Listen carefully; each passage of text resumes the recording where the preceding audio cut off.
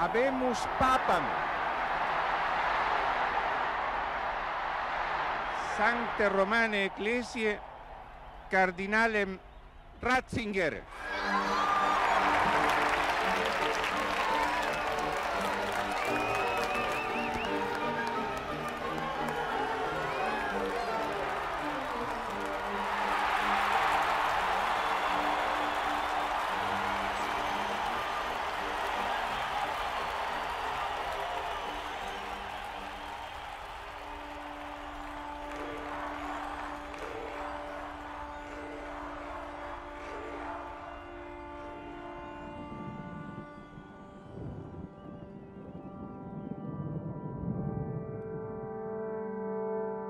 I signori cardinali hanno eletto me, un semplice, umile lavoratore nella vigna del Signore.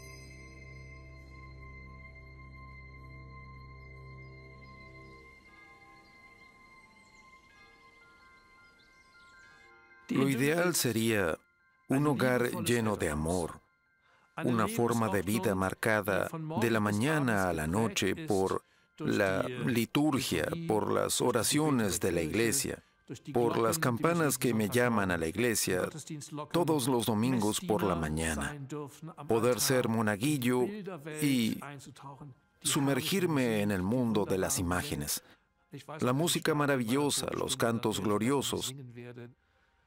A la hora de mi muerte, también sé cuáles cantaré. Toda una vida marcada por la alegría de poder pertenecer y poder vivir esa cultura. Quien experimente algo así es muy afortunado o recibe por ello un gran regalo. Bienaventurado aquel o aquella que puede tener esta experiencia de por vida. Estás al servicio de Dios. Dios lo sabe todo. Dios es absolutamente bueno y todo lo que quiera y todo lo que me pida. Dios también puede pedírmelo todo. Porque si Jesús murió por mí en la cruz, entonces no puedo decirle que no.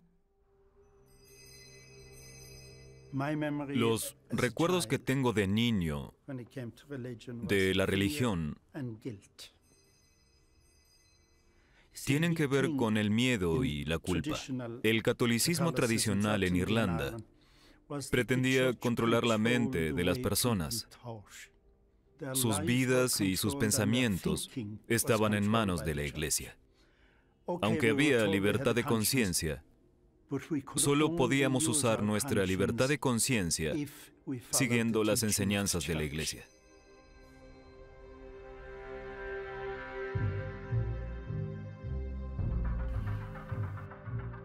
Desde la Ilustración, la Iglesia Católica se había resistido a los nuevos tiempos. Rechazaron la democracia, la libertad de religión y de conciencia, considerados derechos fundamentales. El resultado es que muchos creyentes vivían de espaldas a la enseñanza católica. El Concilio Vaticano II fue convocado para preparar a la Iglesia para el mundo moderno.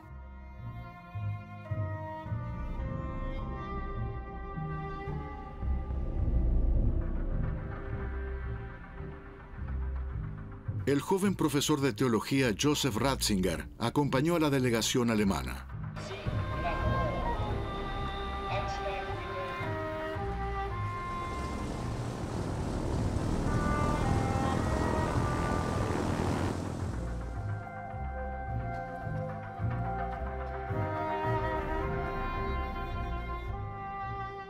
La gloria de Dios es la persona plenamente viva.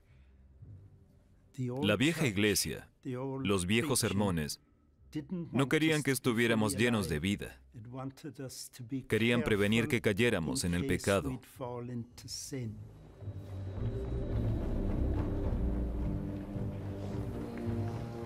Nuestra generación pensó que forjaríamos una nueva iglesia, que dejaríamos atrás el pasado, con un brillante futuro por delante.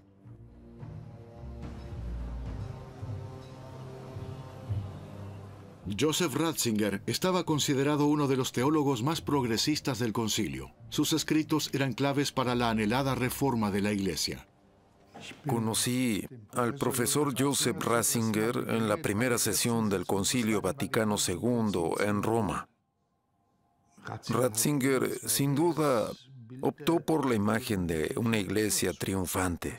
Esa fue también la imagen de su juventud. Una imagen brillante. En mis primeros años como sacerdote, venían a verme mujeres jóvenes casadas. Yo tenía apenas 30 años. Era soltero y no tenía ninguna experiencia con mujeres. Había estado en un seminario desde muy joven y me pedían consejo sobre sus relaciones sexuales. Era absurdo, pero al menos disponía de la nueva interpretación de la enseñanza de la Iglesia sobre la libertad de conciencia y la importancia de tomar decisiones basadas en las propias circunstancias personales. Así podía librarlas un poco de su culpa. Otro teólogo progresista en el concilio fue Hans Küng, profesor de la Universidad de Tubinga. Vio en Ratzinger a una persona de ideas afines y lo invitó a enseñar en Tubinga. Cuando Ratzinger impartía clases, había una fase de transición. Al principio parecía tal vez un poco inseguro, pero luego comenzaba a elevar el tono de voz hasta que alcanzaba su timbre de voz, que era muy claro. Es cuando alcanzaba la máxima concentración. Entonces dejaba de mirar a la gente, solo miraba al techo y adoctrinaba. Entonces es cuando estaba en su elemento. Tatsächlich haben die beiden großen, entscheidenden Konzilien der alten Christenheit Ratzinger formulaba la doctrina de la Iglesia tradicional en un lenguaje accesible. Los estudiantes hacían fila para asistir a sus clases.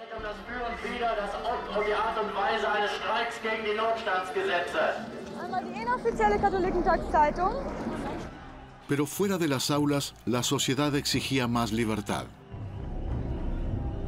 La juventud cuestionaba el orden establecido.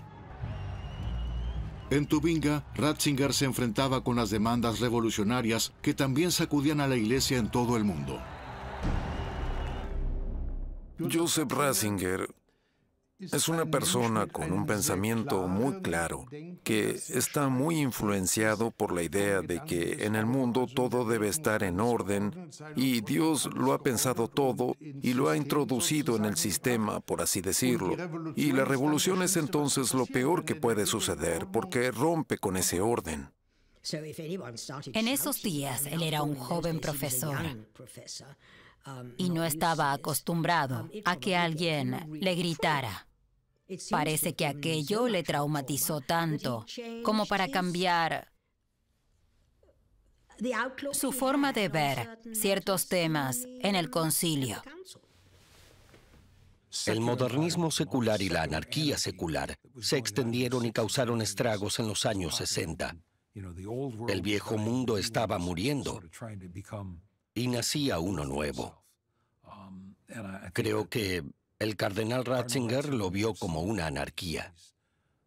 Se veía a sí mismo como un defensor de la verdad, de una verdad que es absoluta e inmutable frente a la modernidad que le amenazaba por todos los frentes.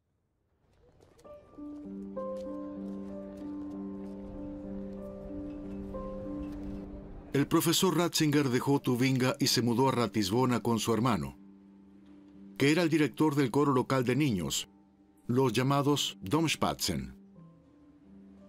La hermana de Ratzinger, que toda su vida se hizo cargo del hogar, lo acompañó.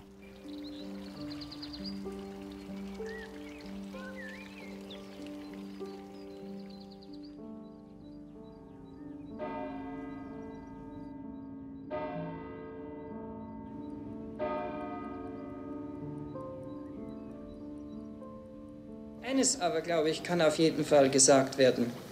Eine Weltzuwendung der Kirche, die ihre Abwendung vom Kreuz darstellen würde könnte nicht zu einer Erneuerung der Kirche, sondern nur zu ihrem Ende führen.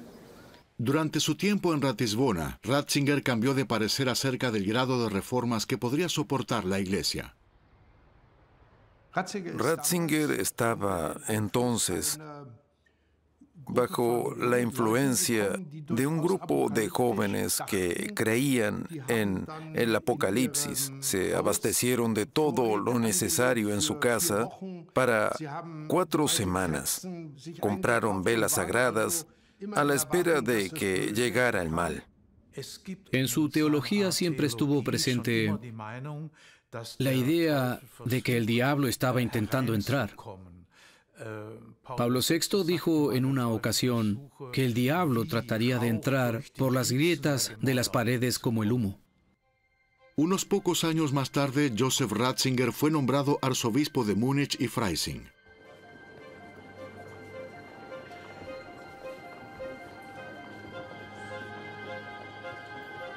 Bist du bereit, wie dem Nachfolger des Apostels Petrus, in Gehorsam und Treue verbunden zu bleiben? Ich bin bereit.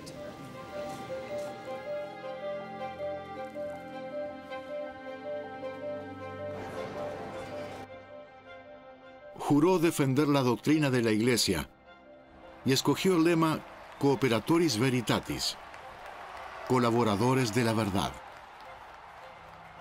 La Iglesia ya está rodeada de enemigos.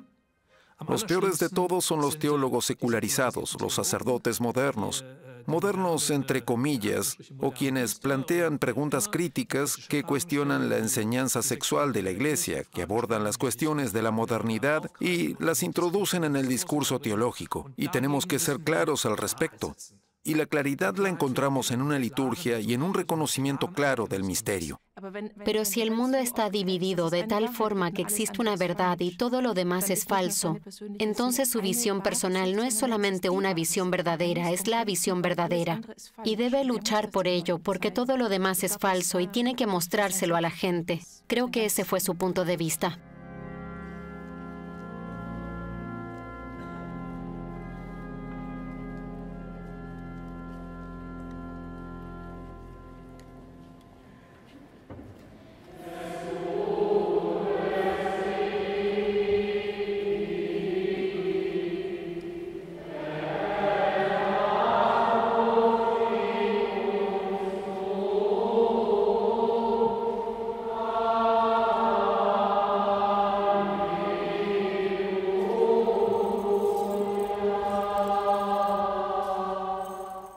Al cardenal Ratzinger le preocupaba que la liturgia estuviese perdiendo su carácter sagrado, porque es un lenguaje que usamos aquí en la tierra, pero que debería trasladarnos a lo trascendental.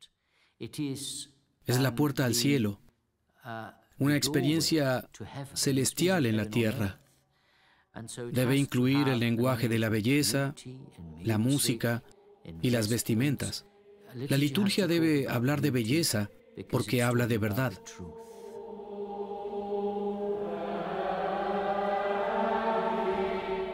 Una de las canciones litúrgicas más famosas es Casa llena de gloria, en la que se presenta a la Iglesia como una fortaleza donde todo está en orden y afuera están el mundo y los enemigos. El diablo asalta a la Iglesia, pero no puede penetrar en ella porque es una casa llena de gloria en lo alto, a prueba de tormentas. Ratzinger en realidad no vio nada bueno en el mundo moderno, que criticó cada vez con mayor dureza. Tal vez el discurso más típico que lo resume todo es el famoso discurso, el último discurso que pronunció como cardenal. Y allí sale a la luz su pensamiento con toda claridad y precisión. Ese pensamiento por el que probablemente fue elegido para ese puesto. Se descarta como fundamentalismo profesar una fe clara, basada en la doctrina de la Iglesia, mientras que el relativismo, que significa dejarse llevar por los vientos de cualquier doctrina, parece ser la única actitud aceptada en los tiempos modernos. Estamos construyendo una dictadura del relativismo, que no reconoce nada como definitivo y que deja solo como medida última el propio yo y sus apetencias.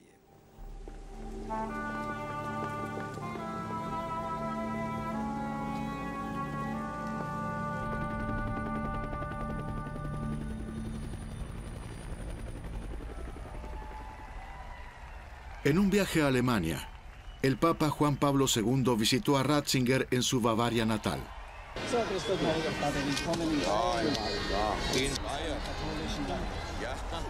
El Papa le pide que trabaje para él en el Vaticano, pero el deseo de Ratzinger era escribir libros, y en ese momento se negó.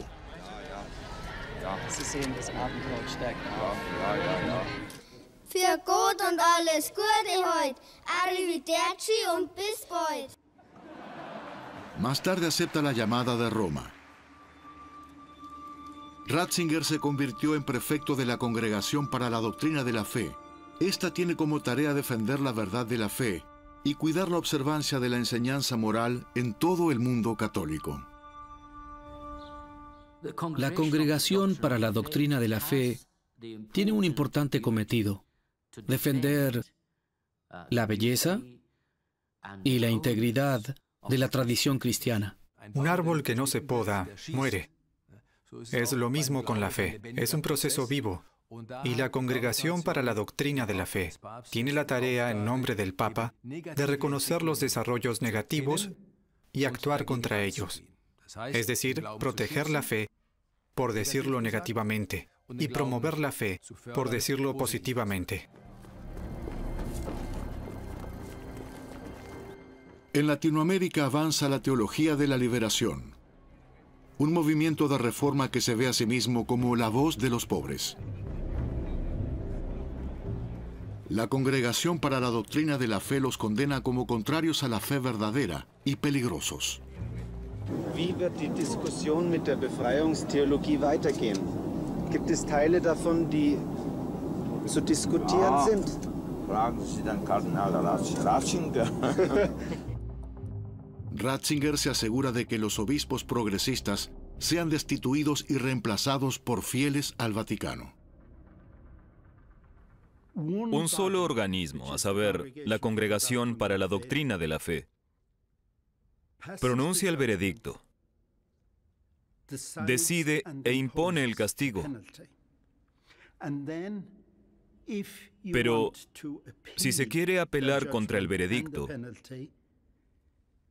solo puede hacerse ante la Congregación para la Doctrina de la Fe, el mismo organismo que ha pronunciado el juicio y el castigo. En mi caso, consulté a abogados civiles en Dublín. Cuando les expliqué cómo funcionaba el Vaticano, quedaron sin palabras. Decían que no existía nada parecido en ninguna sociedad en mayor o menor medida ilustrada desde el siglo XVI. ¿Cómo describiría su función? ¿Es más bien de supervisión o más de guía? Tiene muchos componentes, ¿no? Por supuesto que en parte se intenta acompañar las tendencias, identificar las difíciles y en este caso frenarlas. Aún también se tratan de fomentar, pero la tarea más importante consiste en mantener la unidad, porque hoy podemos observar cómo el mundo entero se divide. En un mundo tan plural, mantener unidos a más de 800 millones de creyentes es una tarea fundamental. Creo que también es un servicio a la humanidad. Por eso diría que mantener esa unidad es lo fundamental. Es difícil separar su ideología y la forma en que vive su teología de su personalidad. Es un hombre que tiende al orden, a la organización. No le gusta el caos. Como director de la Congregación para la Doctrina de la Fe, su principal preocupación era mantener el orden. Los disidentes hacían peligrar ese orden. Fueron marginados o silenciados. Algunos de los teólogos más creativos de la Iglesia Católica fueron víctimas de la Congregación para la Doctrina de la Fe.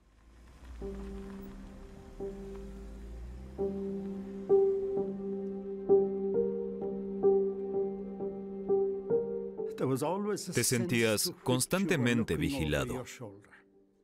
¿Qué pensarán los superiores? ¿Qué pensará el obispo? Durante todo el papado de Juan Pablo y Benedicto, hubo personas que se dedicaron a informar al Vaticano sobre cualquier cosa que consideraran irregular o una herejía, como ellos lo llamaban. Era una denuncia permanente. Lo peor es que el Vaticano los escuchaba. De este modo surgió un sistema de control, incluso de miedo, de cautela.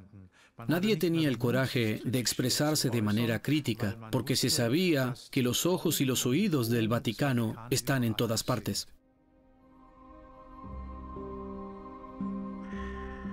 Cuando predicaba en la iglesia, había gente allí y escribía lo que decía para informar a la congregación para la doctrina de la fe. Y sabían lo que escucharían. Joseph Ratzinger contribuyó a construir ese sistema, ese aparato, en que todo estaba bajo control. El cardenal Ratzinger fue prefecto de la congregación durante 23 años.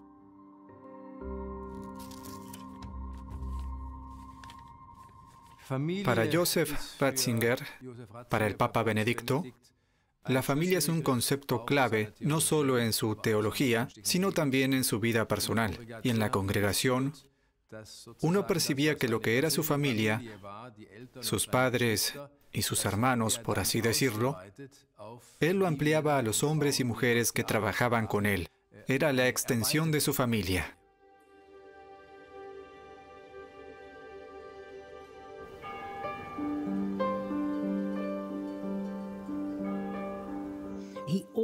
Toda su vida añoró el pequeño poblado de Traunstein. No se trataba tanto de su hogar bávaro, sino de la familia Ratzinger y sus 5 miembros. Hogar eran para él mamá, papá y 3 hijos. Estaban Joseph, María, y luego Georg y María y Joseph. Eran la Sagrada Familia. En la casa de sus padres todo estuvo siempre en orden. Tuvo unos padres ejemplares. Tenía hermanos ejemplares. Todos eran religiosos. Hasta el último detalle. No había nada malo dentro del círculo. Afuera sí, pero no dentro. Me llega al corazón que haya tanta amistad, que nuestro hogar sea tan hermoso y que haya tanta gente buena y que Dios sea tan misericordioso conmigo.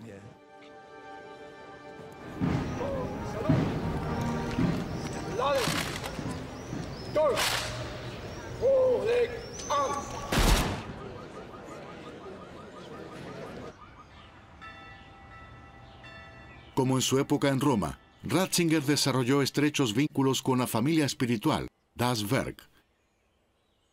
La obra es una comunidad de mujeres y hombres consagrados que se visitan mutuamente con regularidad.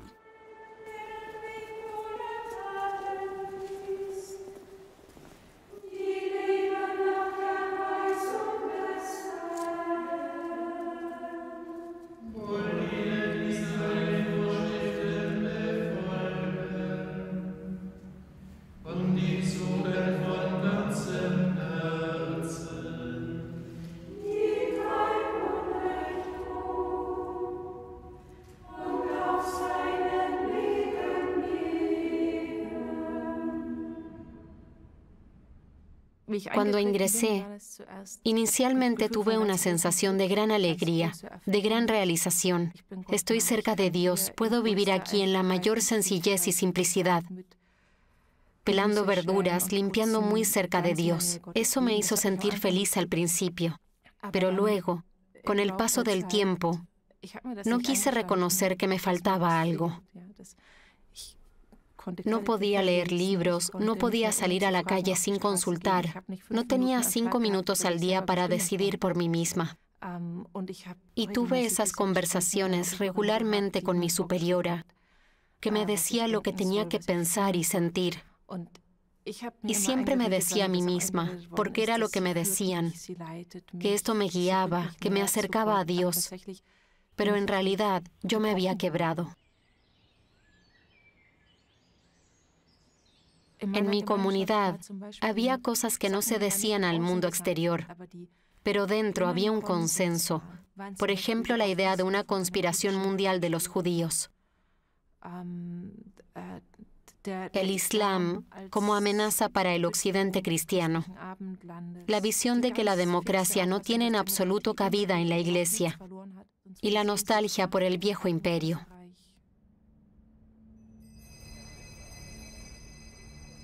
Al igual que la obra, otras comunidades que buscaban infundir su entusiasmo por la Iglesia encontraron un terreno fértil en la institución eclesiástica.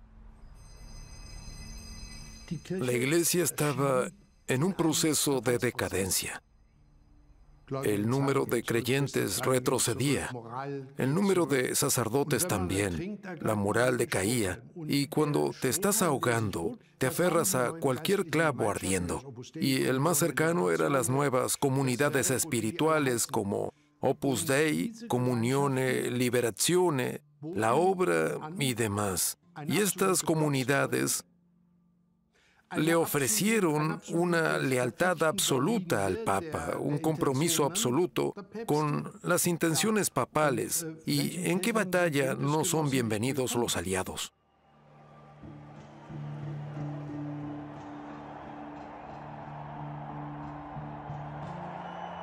Con Juan Pablo II, ganaron importancia estas nuevas comunidades espirituales.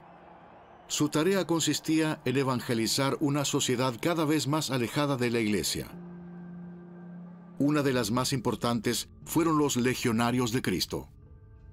En un momento en el que la sociedad estaba en proceso de cambio y cada vez había menos vocación por el sacerdocio, las parroquias envejecían y algunas incluso tenían que cerrar por falta de sangre joven. La Iglesia estaba feliz por estos jóvenes cristianos. Los legionarios de Cristo lo comprendieron de inmediato y forjaron un sistema de proselitismo.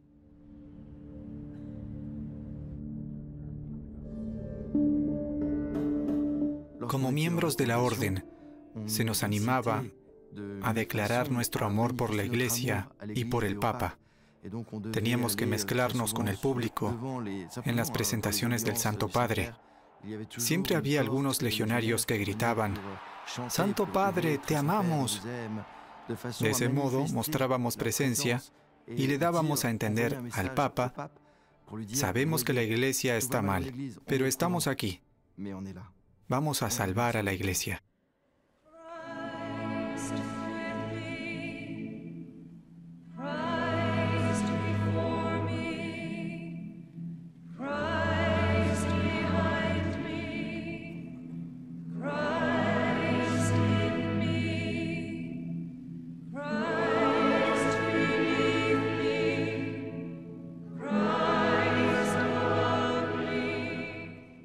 Ratzinger no fue capaz de ver detrás de esta fachada. Quizá fue más allá. Hay algunos indicios de que Ratzinger veía en esto el futuro de la Iglesia, porque particularmente durante su periodo como Papa, proyectó cada vez más la imagen de una iglesia más pequeña, más pura y de fe más férrea.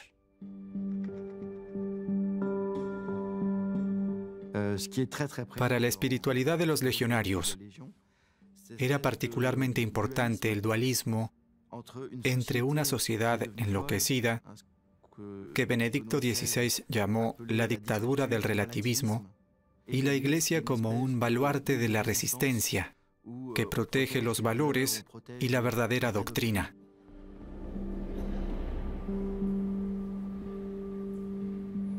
El ángel de las tinieblas a veces aparece en forma de ángel de luz.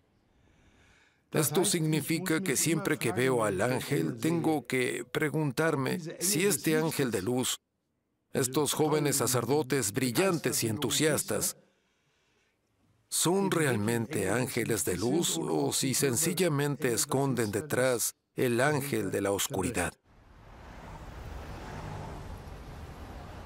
Entro a la Legión de Cristo en 1974, cuando termino la preparatoria a los 18 años, con trabajos dentro de la Casa General de los Legionarios de Cristo, ubicada en Vía Aurelia 677, que ha sido la casa madre en Europa, la principal y donde está la sede de gobierno de la Legión. El fundador de los Legionarios de Cristo fue el padre Marcial Maciel. Su capacidad para reclutar fieles hizo de los Legionarios de Cristo la comunidad favorita de los papas.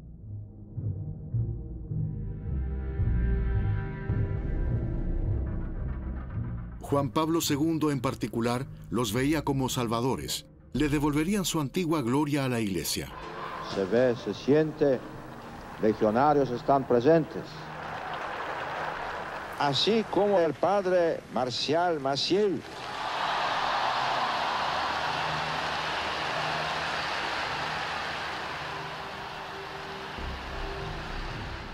Fundó su orden religiosa en México en 1941. Desde entonces, Maciel había levantado un imperio de escuelas y universidades en 22 países, con un valor estimado en 25.000 millones de euros.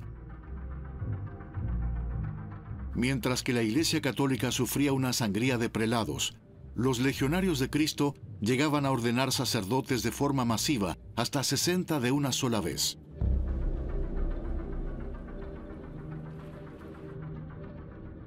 Marcial Maciel era un genial seductor, un genial impostor. Sabía vender su imagen y comunicar lo que la gente quería ver, oír y sentir. Los miembros veneraban a Maciel como a un santo en vida.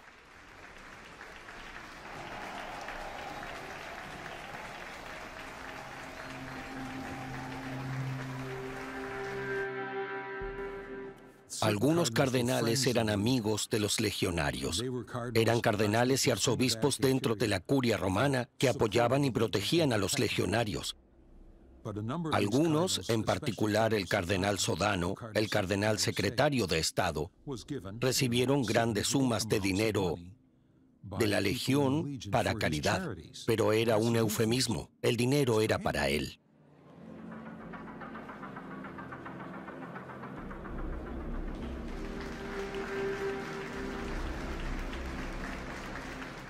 Ratzinger no aceptaba nada, no aceptaba sobornos ni regalos. El cardenal Bertone, a quien Ratzinger nombró más tarde como su cardenal secretario de Estado, también estaba entre los defensores de Maciel. En este cargo estuvo involucrado en numerosos casos de corrupción. Uno tuvo que ver con un hospital infantil, propiedad del Vaticano. El Bambino Gesù es un hospital muy importante. Recibe 270 millones de euros anuales del Estado italiano. Depende del Vaticano y se encuentra en su suelo. El cardenal Bertone recibió de este hospital 200.000 euros para renovar su apartamento. Los apartamentos de todos los cardenales tienen 300, 500 metros cuadrados. Algunos incluso 600 metros cuadrados. Se justifican alegando que los apartamentos no son solo para nosotros, también hay monjas que viven con nosotros.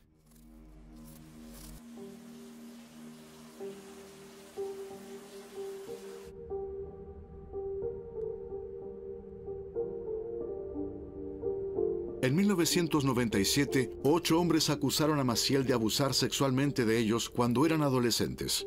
2 de las víctimas denunciaron personalmente sus casos en la oficina de Ratzinger. No se abrió ningún proceso judicial.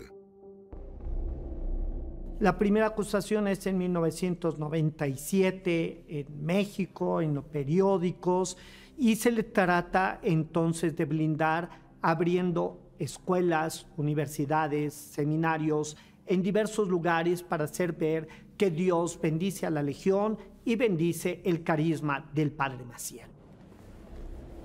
¿Por qué al padre Maciel lo protegieron cardenales como Sodano, como Stanislao Dziwisz, como Frank Rodet, como Dario Castrillón? Uno, porque eran socios económicos como el cardenal Sodano del padre Maciel. Otros, porque consideraban que había un bien a la iglesia en todo lo que hacía Maciel. Digamos, el fin justifica los medios. Otros cardenales porque pensaban que iba a ser un escándalo muy grande y, como alguien dijo, más vale que 8 hombres sufran la injusticia y la descalificación a que millones de católicos pierdan la fe.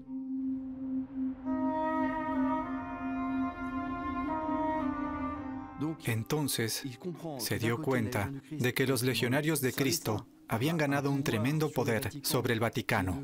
Al mismo tiempo, las acusaciones se hicieron cada vez más graves. Todo esto amenazaba con explotarle en la cara. En esos tiempos inciertos, Juan Pablo II falleció tras una larga enfermedad.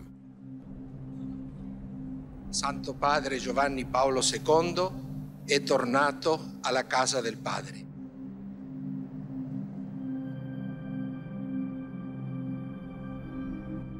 Había servido a la Iglesia Católica durante 28 años como sumo pontífice.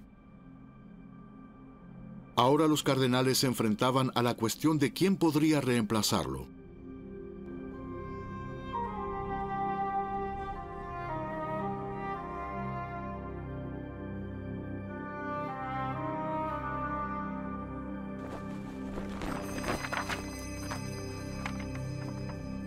Joseph Ratzinger presidió el funeral y celebró la misa de Requiem.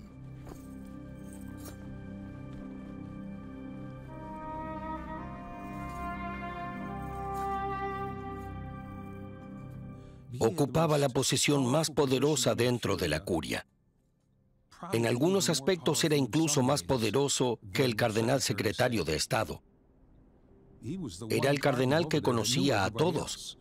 Y conocía el sistema mejor que nadie. Y conocía a todos los hombres que iban a votar.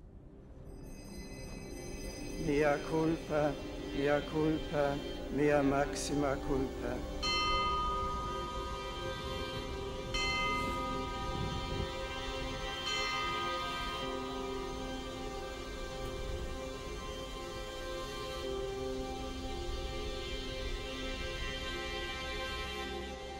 Convocó el cónclave para escoger al nuevo papa.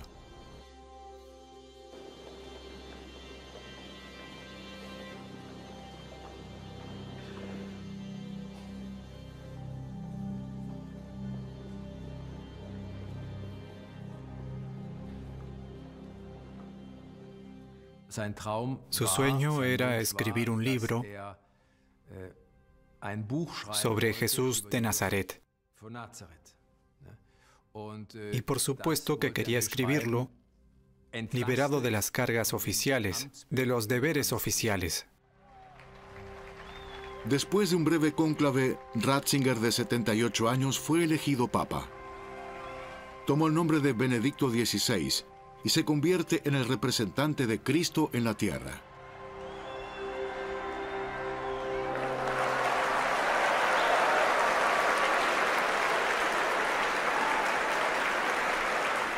Cuando los votos empezaron a hacerme ver que la guillotina estaba a punto de caer sobre mí, por así decirlo, me sentí mareado. Creía que había concluido ya la obra de mi vida y que ahora podía esperar tranquilamente el final de mis días. Ratzinger siempre había estado a la sombra de Juan Pablo en la lucha por la fe verdadera. Ahora era el pastor supremo de un mundo en disenso sobre la interpretación de la doctrina católica. Al día siguiente, cuando fuimos a trabajar, como de costumbre, nos enteramos de que el Papa quería saludarnos. Así que lo primero que hizo fue volver a la congregación de la fe para saludarnos y agradecer a quienes consideraba su familia. Si se planteara la pregunta de quién es la persona adecuada para este cargo, entonces sin duda no sería Ratzinger. Pero si se pregunta qué cargo es el adecuado para Joseph Ratzinger, ¿dónde está mejor protegido de la realidad? Entonces el papado es el lugar correcto, porque como papa es al mismo tiempo legislador supremo, intérprete supremo de la ley, tiene todos los cargos y nadie, sin importar lo que haga, puede interferir.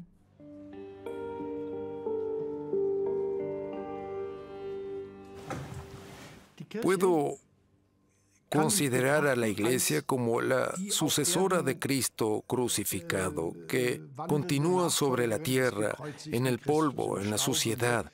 Francisco habla de la iglesia magullada, del hospital de campaña y cosas parecidas. Pero también puedo considerar a la iglesia como una sucursal de Cristo, con todo su esplendor y toda su gloria. Y en esto baso entonces mi estilo de vida y el cargo.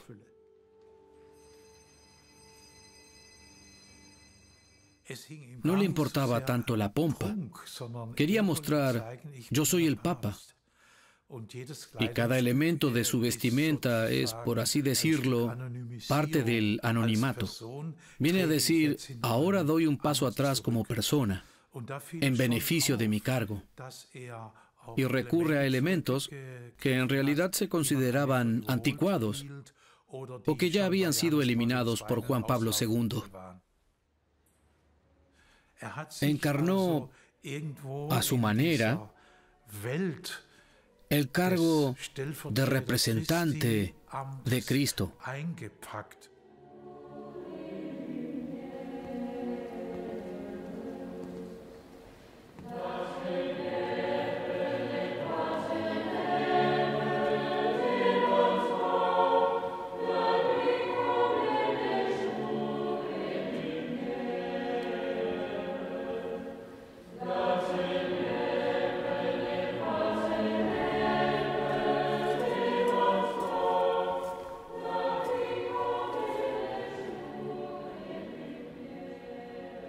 Sin embargo, los problemas con los que Ratzinger ya había luchado como cardenal seguían sin resolver. Me uní a la Congregación para la Doctrina de la Fe en octubre de 2002. Y en noviembre llegaron las primeras denuncias de abusos en los Estados Unidos. Fue una verdadera avalancha. Estamos hablando de decenas de casos al día. A más tardar en la década de 1980, el abuso infantil por parte de sacerdotes dejó de ser un secreto. En 2002, periodistas del Boston Globe lucharon por primera vez ante los tribunales para que se revelaran los archivos secretos de la diócesis de Boston. Los documentos confirmaron que la política interna de la Iglesia consistía en trasladar a los sacerdotes pedófilos de una parroquia a otra. Boston le mostró al mundo la hipocresía del obispado, que encubría los casos y luego los negaba. Los periodistas del Boston Globe no solo informaron sobre los autores individuales, sino que también denunciaron el sistema. Y eso era lo importante.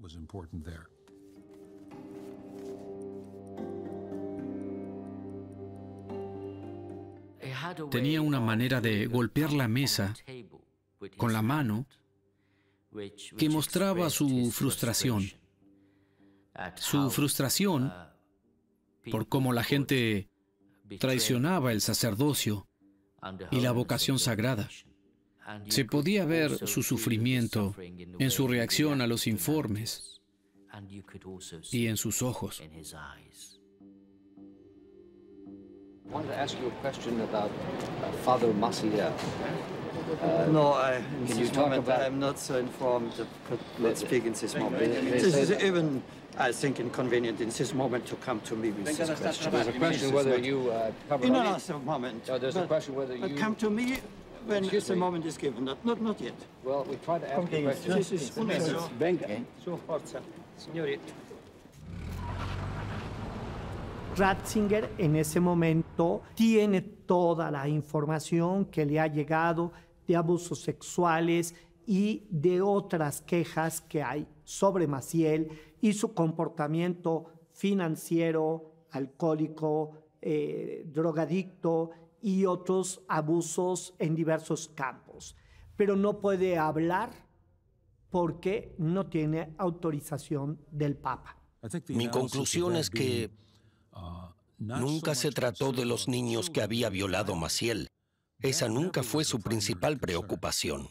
La principal preocupación siempre fue la vergüenza para la Santa Sede, la vergüenza para el sistema. Ese era el problema. A pesar de las revelaciones, el Vaticano celebró en 2004 el 60 aniversario de Maciel como sacerdote. Ratzinger no participó en las celebraciones en la Plaza de San Pedro y en el posterior evento de los legionarios. Precisamente en este gran evento, con legionarios, cardenales y arzobispos, Maciel tiene a una niña en su regazo. Más tarde se sabrá que es su hija. Tenía el descaro de llevar a su amante y a su hija a estas celebraciones. ¿Por qué lo hace? Lo hace por eso, por su capacidad de decir aquí no pasa nada. Si me tocan a mí, el problema es del Vaticano y es de toda la Iglesia Católica. Jamás se atreverán a ir en contra de Maciel, que es un hombre santo reconocido por toda la Iglesia. A la luz de estos hechos, Ratzinger inició una investigación contra Maciel.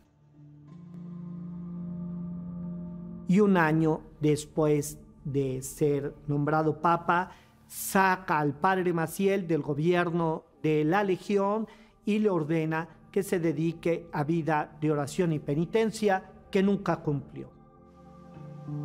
El Vaticano publicó su veredicto en un comunicado de una página. Maciel solo recibió como castigo la obligación de llevar una vida retirada. Cuando Benedicto XVI finalmente hizo algo, evidentemente fue un procedimiento quirúrgico. Torpedeó al padre Maciel mientras protegía a la Legión. Fue como tratar de sacar una carta de un castillo de naipes sin que todo el castillo se desmoronara. El Vaticano nunca informó en detalle sobre las acciones de Maciel. Maciel vivió el resto de su vida cómodamente, sin ser molestado. Creo que Ratzinger es un hombre poco realista. Piensa en principios abstractos. Se considera a sí mismo agustiniano. Es decir, cree en máximas de Platón. La verdad solo está en el cielo. Allí se encuentran los valores eternos. Todo lo que tenemos son solo sombras. Por eso no suele enfrentarse con lo cotidiano, con lo que no tiene una orientación clara, con aquello en donde siempre se puede valorar otro aspecto. Él quiere principios.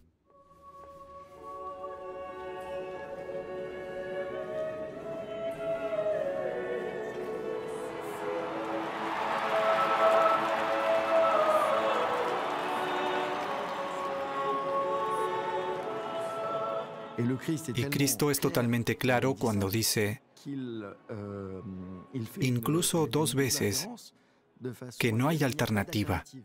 Si el árbol está podrido, es imposible que dé buenos frutos. In particolare saluto la comunità dei Legionari di Cristo.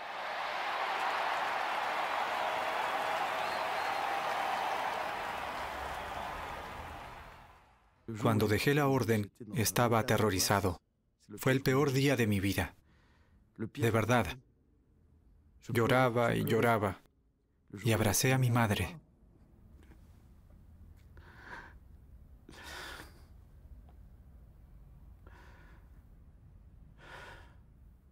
Estaba devastado. Devastado.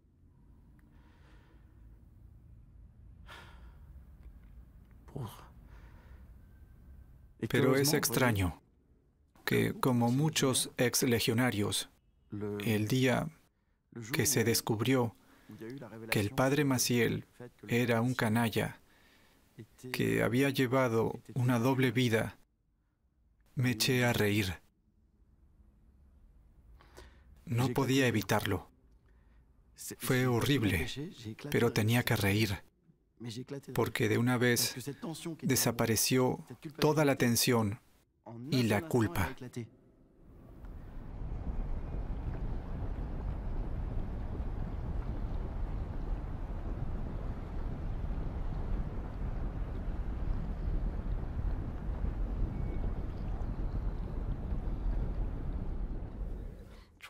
No me sorprendió que los sacerdotes abusaran de niños, porque sabía que adultos abusan de niños. Abusaron de mí mismo cuando yo era pequeño. Esa es la realidad. Por lo tanto, nunca asumí que los sacerdotes fuesen fundamentalmente diferentes de otras personas, solo por haber sido ordenados. ¿Pensaba Ratzinger realmente que los sacerdotes serían diferentes? Un sacerdote sigue un llamado celestial, pero también necesita una buena y sólida formación humana. Debe conocerse a sí mismo. Debe aceptar las debilidades que no puede cambiar, pero también debe cultivar un estilo de vida que sea compatible con su nombramiento. Cuando los sacerdotes sufrían descrédito en todo el mundo, el Papa Benedicto XVI proclamó 2009 el año sacerdotal.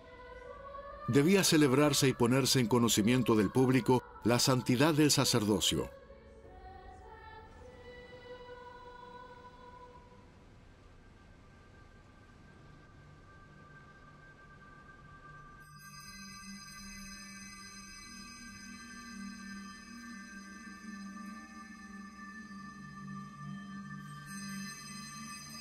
Luego vino el momento de la imposición de manos y finalmente, cuando el cardenal Farhaber dijo: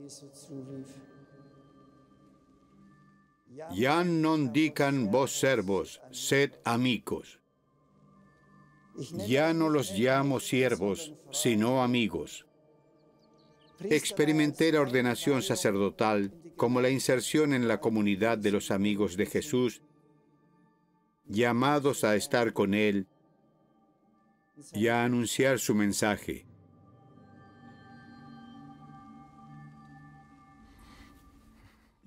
Existe esa creencia, esa enseñanza de que los sacerdotes por la ordenación son transformados ontológicamente. No sé lo que significa. Para mí nunca significó nada, pero en algunos círculos se pensaba que con esto uno recibía una gracia especial que te convertía en una persona diferente. Algunas víctimas ofrecieron su ayuda para esclarecer los casos de abuso en la iglesia. En 2012 hablé con obispos de la Universidad Pontificia sobre cómo mi torturador abusaba de mí por la noche, física y sexualmente. Y a la mañana siguiente me daba la hostia sagrada con la misma mano con la que había abusado de mí. Después de escuchar esto, un obispo se levantó absolutamente horrorizado. Nunca habría visto así a un abusador, porque de pronto vio afectado el sacerdocio y preguntó, ¿por qué no los echamos a todos de la iglesia? Le enfadó la idea de que fuera profanado algo sagrado para él. Pero mi cuerpo tendría que haber sido igual de sagrado. Tengo que decir que estas revelaciones me impactaron mucho. Me ponen muy triste. Es difícil entender cómo pudo haberse pervertido así el ministerio sacerdotal.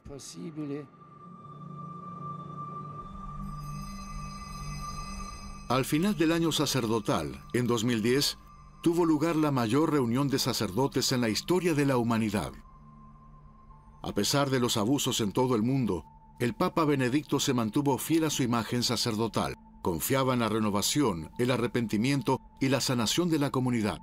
Entonces se le ocurrió una formulación muy interesante en la que he estado pensando desde entonces. Vino a decir, durante el año sacerdotal el diablo nos echó tierra en la cara. Así que pregunté, ¿a quién se refiere? ¿Se refiere a las víctimas? ¿Se refiere a la prensa que informó al respecto? ¿Quién lanzó la tierra? ¿Quién es el diablo? De hecho, fue diabólico que en el año sacerdotal la figura que en realidad era el centro de atención, ese año se revelara con lo más miserable, lo más profundo y lo más repugnante, por así decirlo, en concreto, como autores del abuso de niños. Me consta que el cardenal Ratzinger, el Papa Benedicto, ve el sacerdocio como una vocación extraordinaria, especialmente como un llamado a la santidad, de modo que una vida de pecado y de abuso de menores es incompatible con el sacerdocio.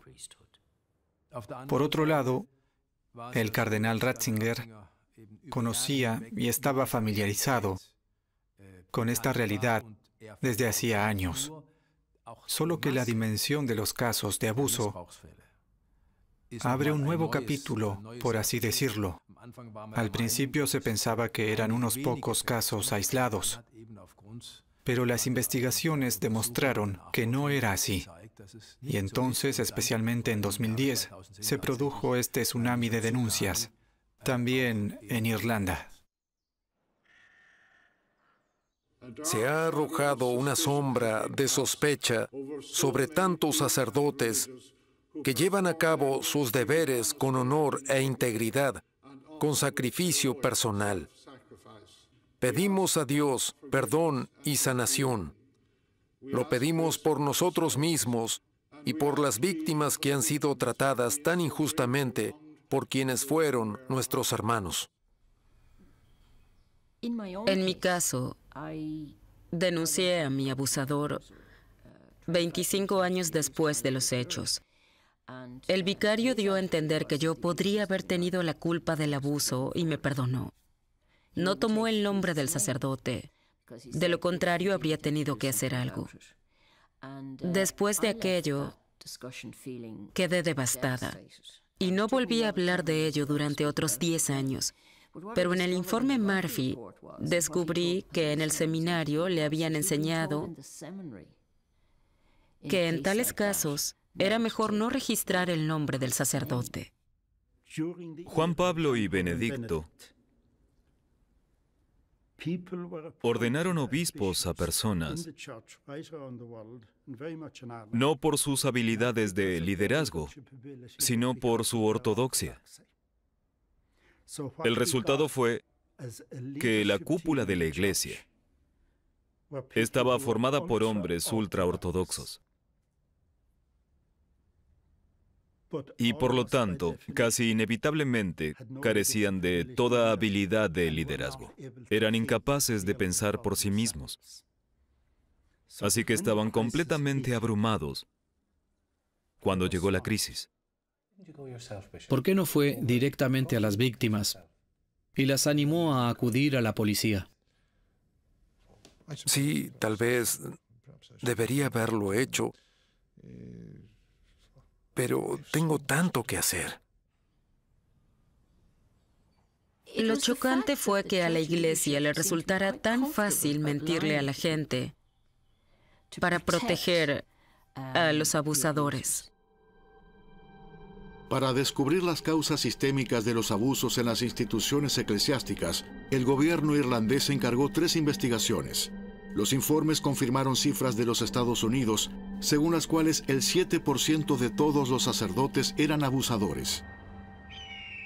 Como muestra de mi profunda preocupación, he escrito una carta pastoral sobre esta terrible situación.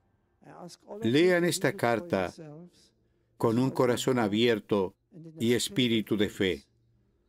Espero que conduzca al arrepentimiento y promueva la curación y la renovación. A nosotros, los obispos, nos dice, tenemos que admitir graves errores de juicio y falta de liderazgo. Nuestra credibilidad se ha visto gravemente dañada. El Vaticano sabía mucho sobre estas cosas y también se habló sobre ello dentro de la Iglesia. El Vaticano nunca asumió la responsabilidad política por no escuchar, por desoír, por negar. Y es fácil como papa o como cardenal en el Vaticano regañar a los obispos que han encubierto porque han encubierto al tiempo que alejan el problema de sí mismos.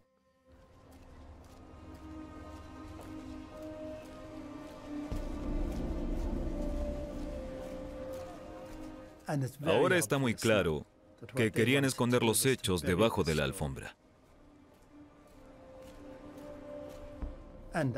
Y esta actitud era la misma en toda la Iglesia, hasta el Vaticano, sin ninguna duda. Entonces se publicó un cuarto informe, el informe Cloyne. En este se reveló que el Vaticano había impedido que los obispos irlandeses remitieran las denuncias de abuso a las autoridades civiles. Argumentando que la ley civil no se aplica a la Iglesia, el Vaticano rehusó cualquier apoyo en las investigaciones. En una sesión parlamentaria, el primer ministro Enda Kenny se posicionó al respecto. El cardenal Joseph Ratzinger dijo, las reglas básicas que se aplican en las sociedades civiles o en las democracias no se pueden aplicar a la Iglesia. Después de los informes de Ryan y Murphy, es posible que Irlanda ya no se sorprenda ante el abuso infantil. Pero el informe Cloyne es de otro calibre. Por primera vez en nuestra historia, un informe sobre abuso de menores ha revelado que la Santa Sede intentó obstruir una investigación en un Estado soberano. Y eso no ocurrió hace 3 décadas, sino que fue hace 3 años. El informe Cloyne revela lo disfuncional, distante y elitista de la cultura que impera a día de hoy en el Vaticano. Escuché el discurso en vivo porque debía comentarlo en la radio irlandesa después de que terminara. Mis ojos se llenaron de lágrimas. Pensé, gracias a Dios, este hombre está diciendo lo que tendría que haberse dicho hace mucho tiempo. Es un católico bastante tradicional. Asiste a misa con regularidad y es conservador en muchos sentidos. Nadie hubiese esperado esto de él. Pero sus palabras reflejan el espíritu de la nación de una manera que rara vez he visto en un discurso político en mi vida. Y de pronto, toda la atención de Irlanda se centró en el Vaticano.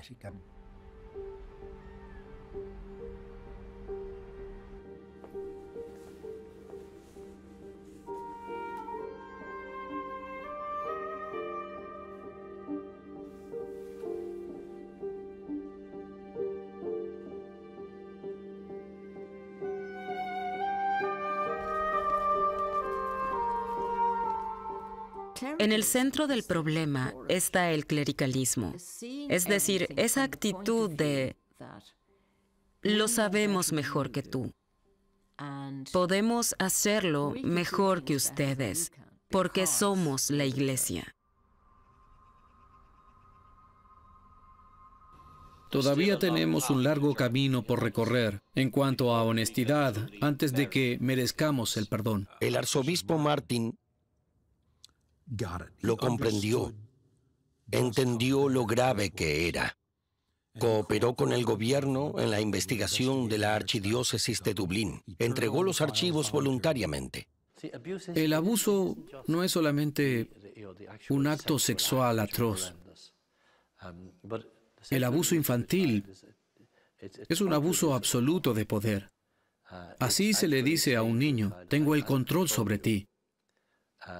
Es como decir: tú no tienes ningún valor. Hizo algo en su país, en su diócesis, para proteger a las víctimas de abuso sexual, para hacer justicia. Basta pensar en el primer día de clases, cuando entran el arzobispo y el sacerdote, y los niños de 8 años están todos bien arreglados, peinaditos.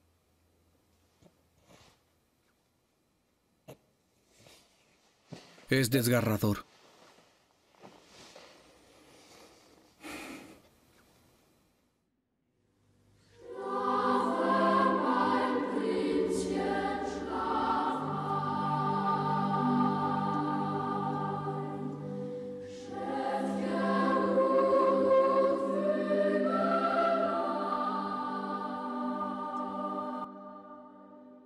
En 2010, el escándalo de los abusos llegó a la patria bávara del Papa Benedicto.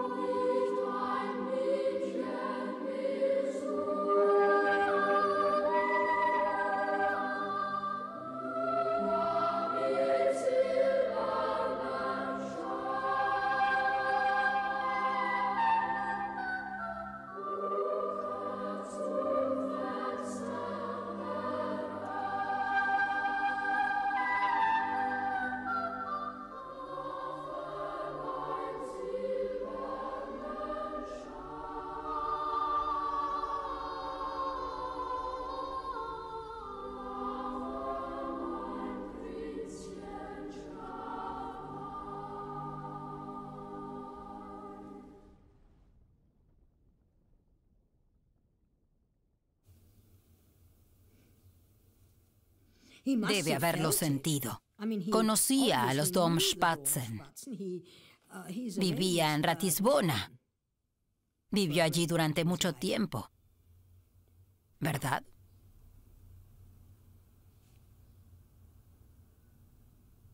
Fue sencillamente desgarrador. Fue uno de los peores casos de abuso. No recuerdo que él haya hecho ningún comentario al respecto.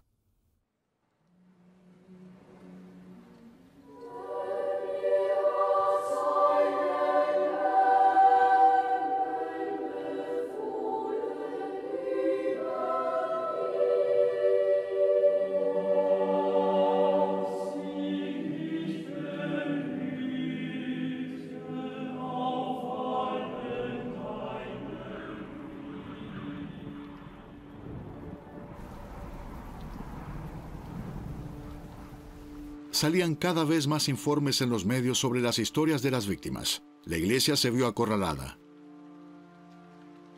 En 2010, el cardenal Sodano interrumpió la celebración de la liturgia pascual para animar al Papa a mantenerse firme.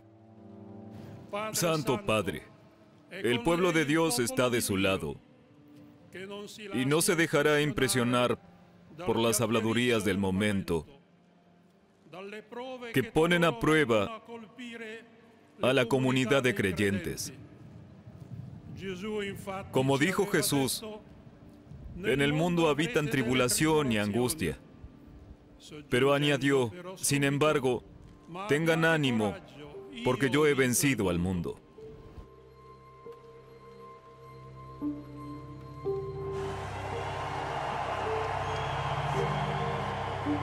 Algunas semanas después, las nuevas comunidades espirituales respondieron al llamado para expresar su solidaridad al Santo Padre. Grazie questa vostra presenza e fiducia, grazie. Ese es precisamente el problema. La protección que se pide y la protección que se da dañan a la Iglesia. No la protege, sino que la perjudican, porque aleja a la Iglesia del reconocimiento de la verdad. Tal vez era una comunidad como en la que yo estaba. Tal vez también contribuí yo en el momento en que nos visita. Y todos estamos allí, sonreímos, le damos la mano y lo escuchamos llenos de respeto. Y nadie hace ninguna pregunta, sino que encarnamos exactamente lo que él quiere ver en ese momento. Y el hecho de que la hermana que está parada frente a él haya sido violada hace algunos meses por uno de los sacerdotes que también está frente a él, no importa. Podría decirse que nosotros lo protegimos. Desafortunadamente, en una monarquía, el monarca es la figura más importante. Los principales obispos de la Iglesia Católica se han protegido a sí mismos y al sistema a toda costa. Y quienes pagaron el precio fueron las víctimas de los abusos. Fueron sacrificados para salvar la supervivencia y el prestigio del sistema jerárquico. A pesar de la grandeza de la Iglesia, su poder y su riqueza, las víctimas tienen una ventaja sobre ella. En concreto, ellos tienen la verdad acerca de lo sucedido.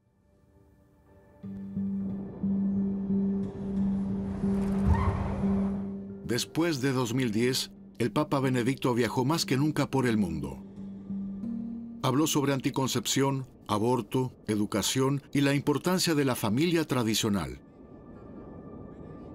Durante el viaje del Papa Benedicto a México en 2012, se hicieron públicos 212 documentos de los archivos del Vaticano. Contenían evidencias de que el Vaticano estaba al corriente sobre los delitos de Maciel desde la década del 50. Algunas víctimas de Maciel invitaron al Papa Benedicto a una reunión que éste rechazó.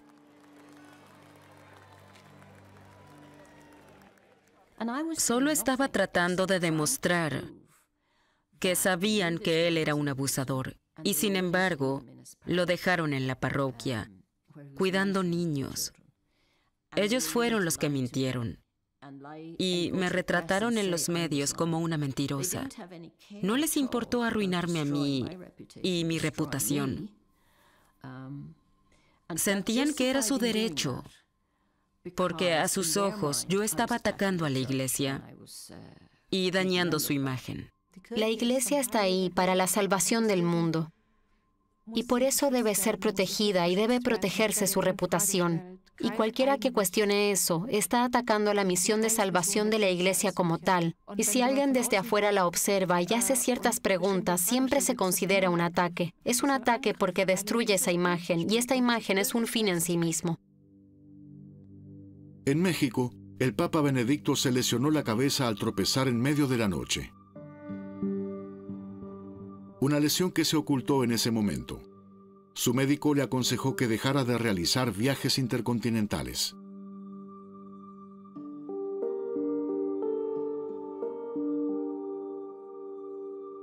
El viaje a México fue agotador. Estaba muy cansado. Se recuperó con relativa lentitud.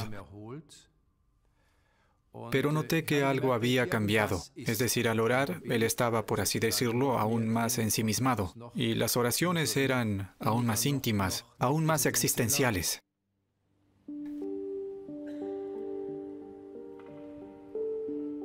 ¿Cómo fueron esos años para Benedicto, para Joseph Ratzinger?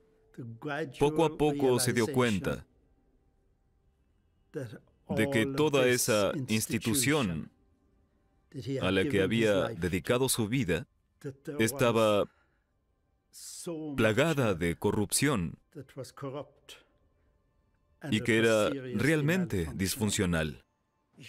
Me enfrento al último tramo de mi vida, que no sé lo que me deparará, pero sé que la luz de Dios está ahí, que Él ha resucitado, que su luz es más fuerte que todas las tinieblas, que la bondad de Dios es más fuerte que todos los males de este mundo. Ese año también salió a la luz que el ayudante de cámara de Benedicto, Paolo Gabriele, copió durante años cartas de su escritorio que pasó a un periodista. La opinión pública tuvo acceso a informaciones dentro de la curia que de otro modo hubieran permanecido ocultas. ¿Cómo se produce esta filtración? ¿Cómo puede un periodista publicar en un libro cartas, documentos, extractos o incluso procedimientos internos?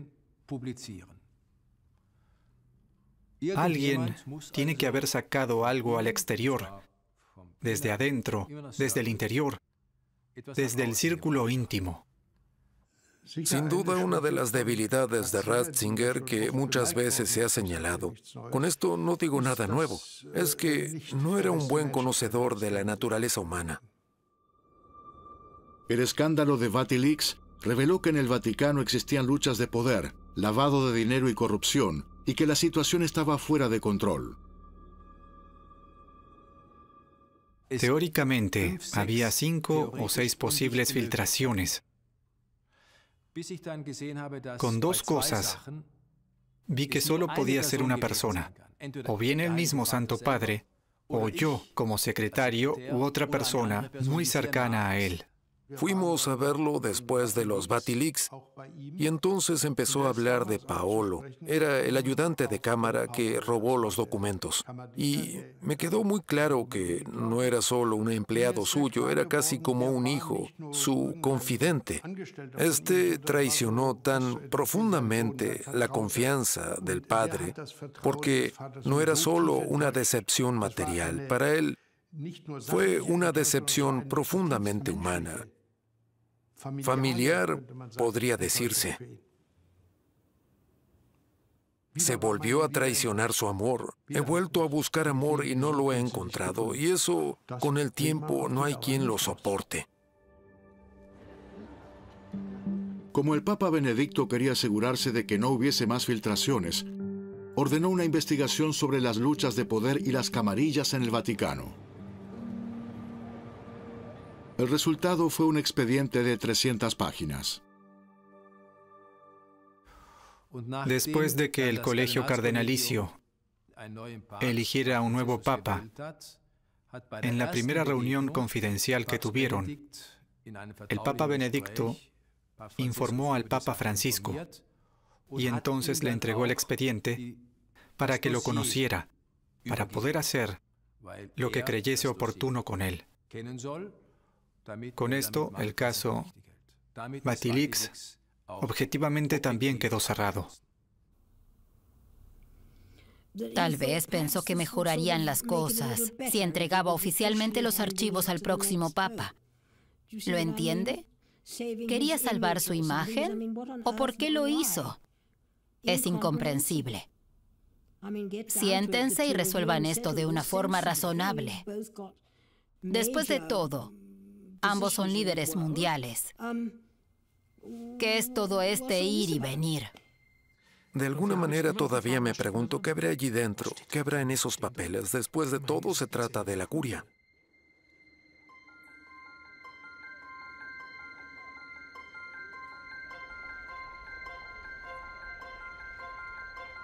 Si recordamos los inicios del siglo XX, había 3 familias nobles disputándose el poder en Europa. Los Romanov en Rusia, los Hohenzollern en Alemania y los Habsburgo en el Imperio Austrohúngaro. Los 3 ocupaban verdaderas posiciones de poder.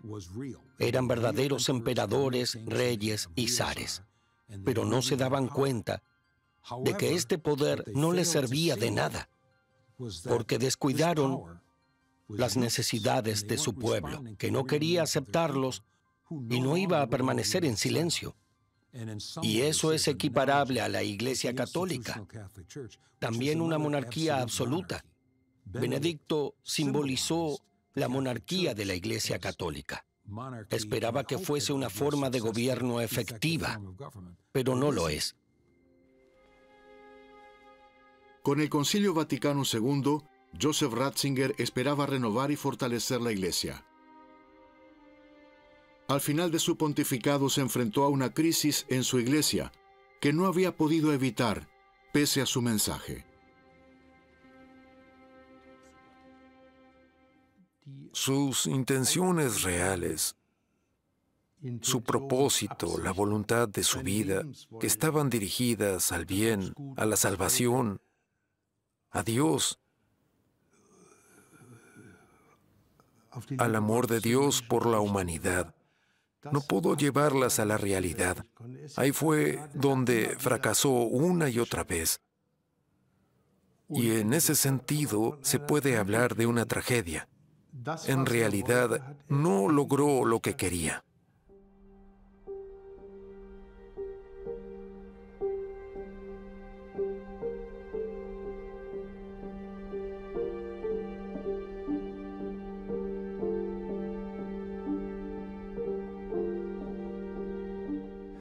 Cuando me dijo lo que iba a hacer, quedé destrozado. Entonces, instintivamente le dije, Santo Padre, no puede renunciar. Entonces él me dijo, lo he pensado mucho. Lo mejor por el bien de la Iglesia es que renuncie al cargo.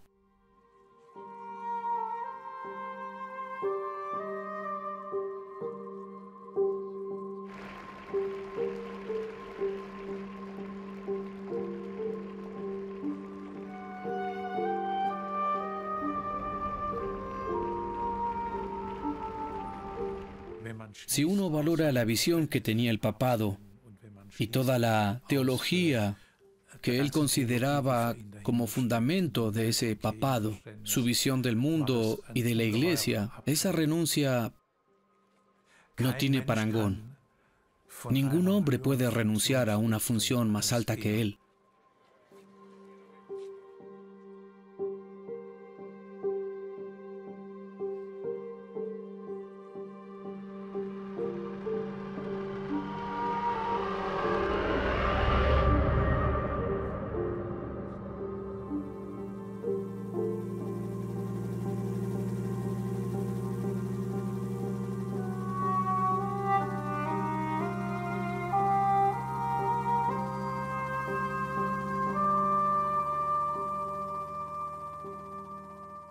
Creo que su fracaso supone también el fracaso de una era. No es solo su fracaso personal, sino el fracaso de una era en la que la Iglesia intenta una vez más salvar su identidad a través de un fuerte identificador de amigo-enemigo, nosotros y ellos. ¿Cómo puede una institución autoritaria convertirse en una institución que trata a las personas como iguales y aprende a escuchar en lugar de solo dar órdenes?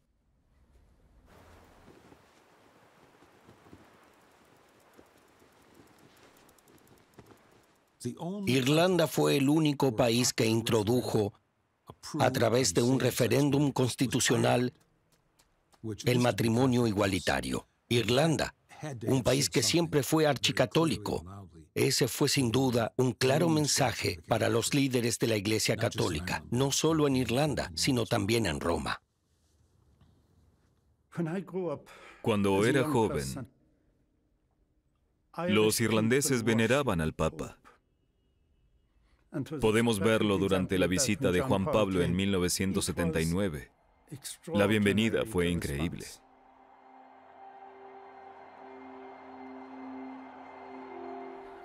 Los irlandeses, incluidos los católicos devotos, cuestionan todo mucho más críticamente que antes.